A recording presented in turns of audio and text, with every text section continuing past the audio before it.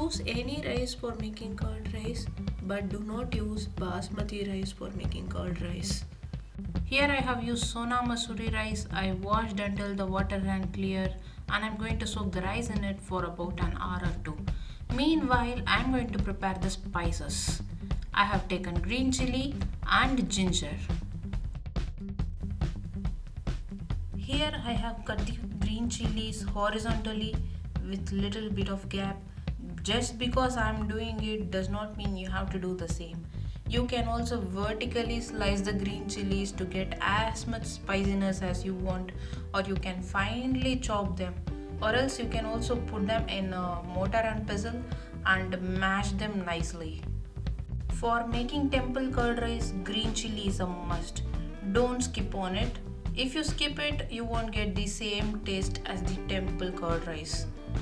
I like to remove the green chilies once the rice is cooked or by the end of making curd rice, because some people might accidentally bite into it and have they affect.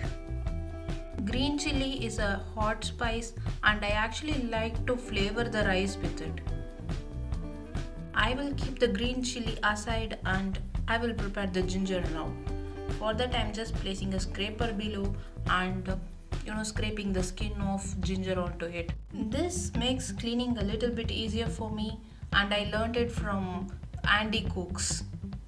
Once I'm done with scraping the skin of the ginger, it is easier for me to clean the table, and now I will place the same bench scraper and onto it I will grate the ginger or microplane the ginger. Yeah, I like the essence of ginger in a lot of amount in the curd rice. It has a significant spiciness.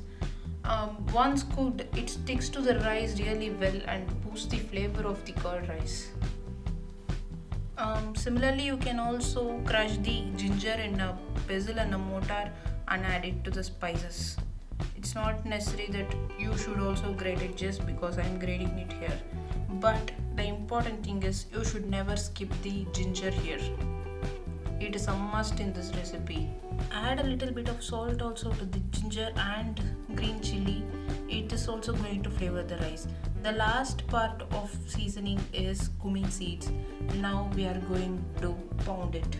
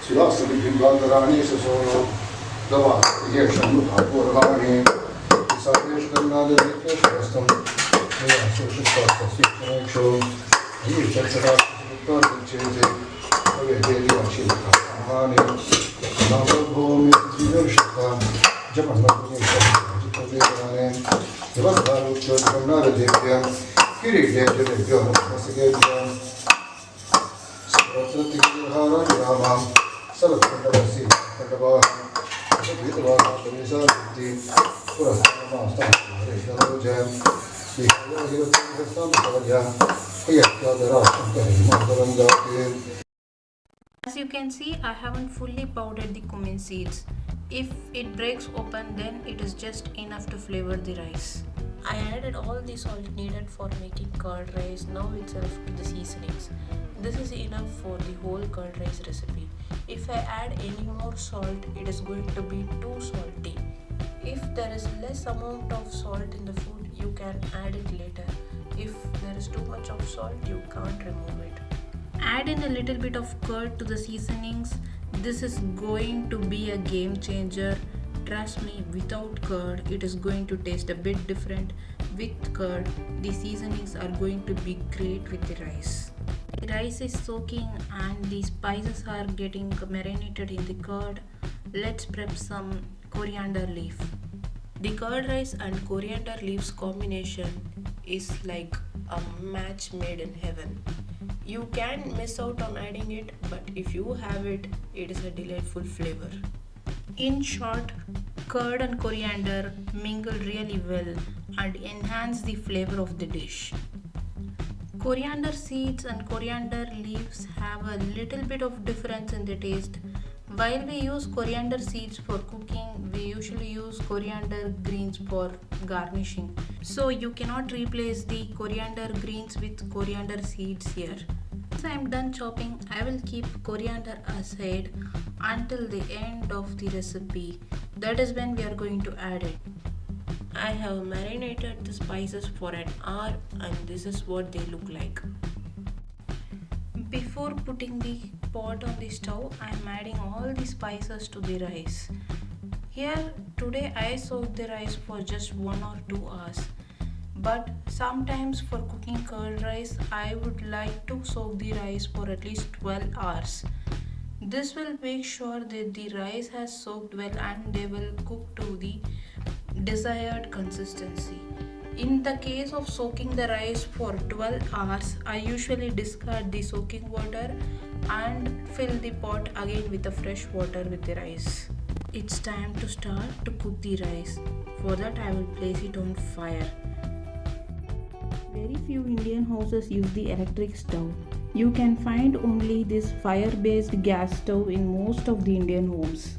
It will take about 20 minutes to cook 1 glass of rice in the mud pot. You can also cook this in pressure cooker. Just make sure that you cook it to the mashable consistency. While cooking in a mud pot, it is easier to check to which extent the rice has cooked. The water can be added then and there to make sure that the rice is in the perfect consistency. And when we don't want the rice to be overcooked, we can strain out the water. Here I feel that we need more water for the rice to cook to the mashable consistency. Remember that when we are making curd rice, it is very important to have the rice cooked where it is easy to mash it. Once cooked, the rice should turn into paste while we are mashing it. While cooking this dish, the aroma of the green chili combined with cumin just engulfs the house. Now that the rice has finished cooking, I will switch off the flame. After 20 minutes, all the water will be absorbed and the rice will puff up inside the mud pot.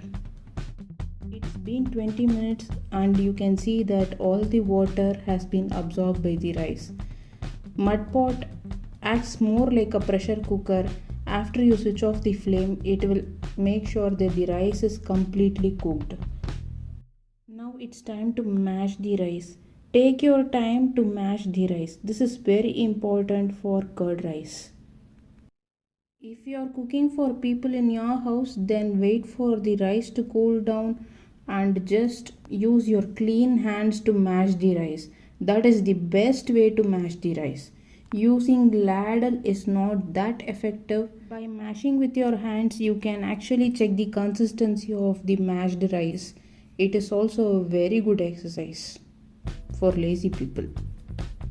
It takes only about 2 to 3 minutes, maximum 5 minutes to mash the rice. Once you are done mashing the rice, allow it to cool completely. After about an hour, the rice is fully cooled. The mud pot usually cools down faster. Just make sure that it is fully mashed and it is fully cooled before adding any curd. Adding the coriander leaves. This is when you actually add the coriander leaves. We are going to mix the rice. I am also adding homemade curd. This is not store bought, this is homemade curd. This is not yogurt also. There is a difference between yogurt and curd with the bacteria that it has. Once added, mix it thoroughly, making sure that all the grains of rice are coated in curd. Instead of adding curd, you can also add lots of milk and very little amount of curd to set the curd rice, especially for the cold climate.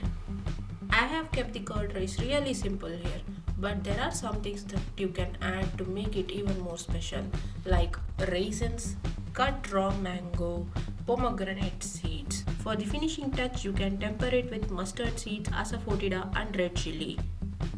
Once it is mixed thoroughly, the curd rice is ready. This is the temple style curd rice. Usually we have this type of spiced curd rice only in the temples. Since the curd rice recipe requires seasoning it with green chili, not many people do it at home. I paired this curd rice with avaka urga that has been aged for 2 years. This is also a homemade product. If you found this recipe useful, then do share it with your friends.